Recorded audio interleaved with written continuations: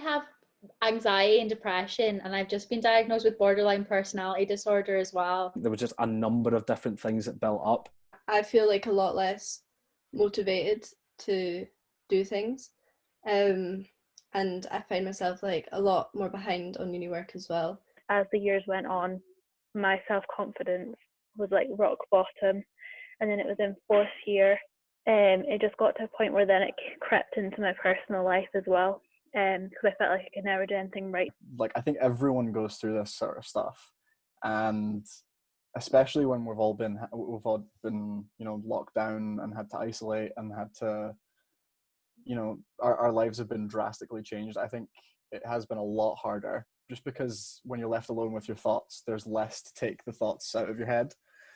I really struggle in terms of like when I get on a low patch, like keeping up with the uni work, and like once I've caught up with uni work, catching up with the new stuff and everything like that. So sticking to deadlines and stuff. It did just kind of build up to a point where I was very, very down on my entire situation, and it got to a point where I was to put a kind of point on it, I was looking for a way out, I want to say. So there was definitely this pressure to be like the top of the class, and I never was. So then that would really like affect my like self-confidence. It's made me quite anxious, and that's also kind of like instigated a little bit of depression and quite like negative feelings. I just kind of let it all build up, because the way, from what I could see, it didn't seem as though anyone was having the same kind of things that I had. So I didn't really want to lump my problems onto anyone else if they're having a great time at uni when I'm not. And it really took a while to like trust my friends to be like, to tell them the full story, or tell them how I was properly feeling, instead of just being like, oh, I'm not great, like this is why I'm not great, or this is why I'm struggling right now, and it would really help if you could do this, and like building up that communication. I remember all my friends around me seemed like they were doing so well and thriving in uni, and there's this pressure that uni is meant to be like the best years of your life. So I was kind of like, why am I not enjoying this? Like, why am I the only one who's like failing? Why am I the only one? Like, I felt that made me feel very alone. If I knew that there was like some form of counselling, I think I would definitely look into it. I find it like very difficult to talk about my emotions, but I would definitely like look into it, see what it's about, because I obviously don't enjoy feeling like this. I didn't recognise that. Like, I had to have my best friend tell me to go to the doctor, like, this isn't normal. And then obviously it all fell into place, and I was like, oh, like, this makes so much sense. I'm not just lazy. I'm not a failure. Like, I just am having a tough time, sort of thing. So, I mean, for the last like 2 months or so, I've been in therapy because 2.5 years ago, I was sexually assaulted.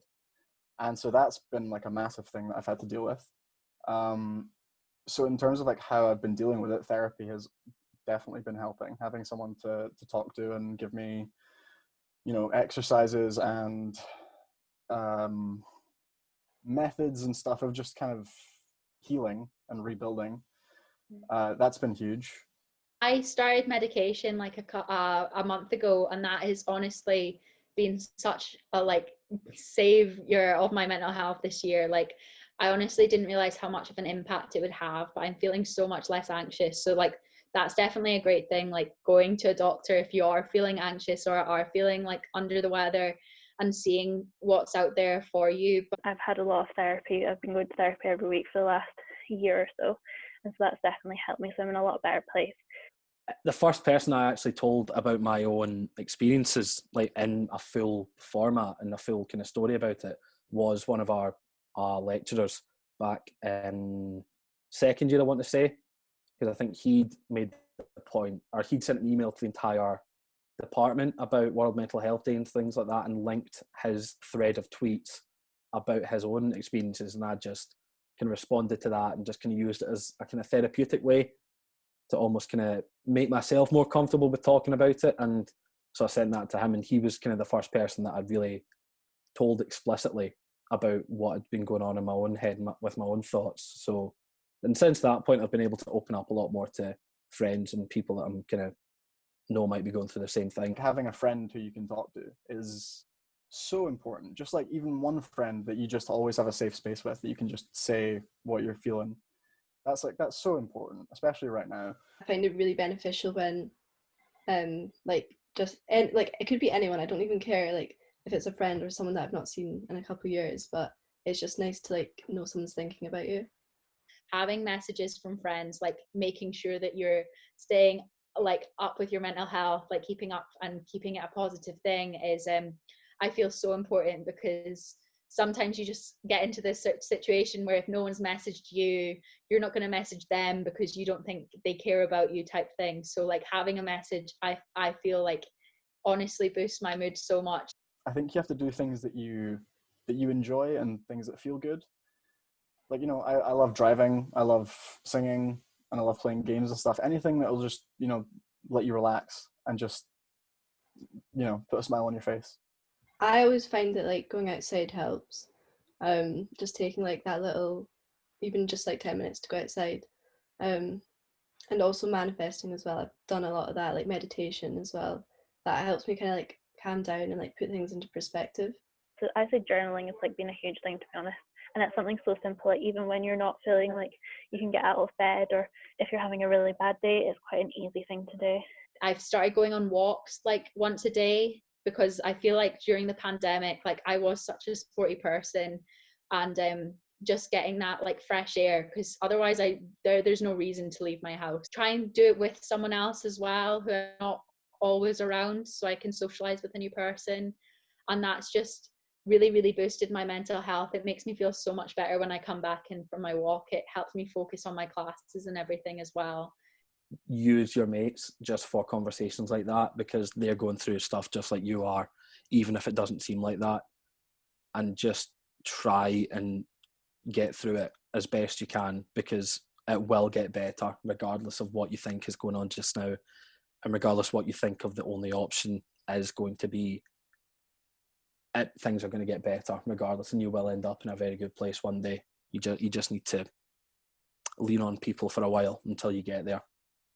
I'm very vocal on my social media about my mental health and what I've gone through. And I feel like that's so important, because it gives some representation to mental health, and it shows people like it's not it's not a problem, like it's a problem with society, it's not a problem with you.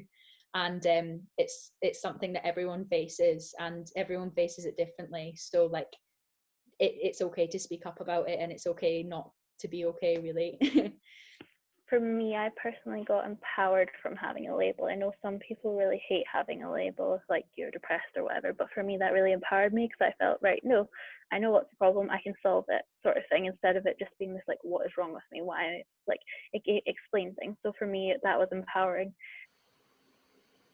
Yeah, I think at a certain point as well, you do need to kind of realize that a lot of the problems that you deal with, it's not necessarily about going to get help and them going away.